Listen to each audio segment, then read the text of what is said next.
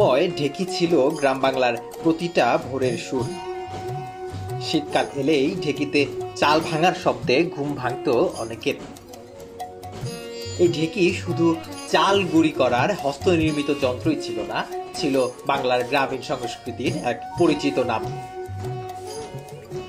কালের বিবর্তনে মেশিনের আধুনিকতা আর দ্রুততার কাছে হার মেনে ঢেকি এখন বিলুপ্ত প্রায়।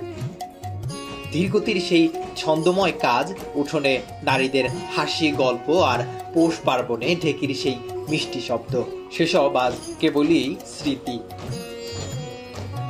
মানিকগঞ্জের সরুপাই বাজারের পাশে হঠাৎ দেখা মিলল এই ঢেকির।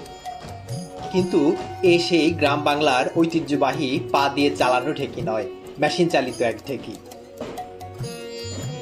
গ্রাম বাংলার ঐতিহ্যকে ধরে রাখতে ঢেকিকে মোটরের সাথে যুক্ত করে যান্ত্রিক ঢেকি বানিয়েছেন এক উদ্যোক্তা।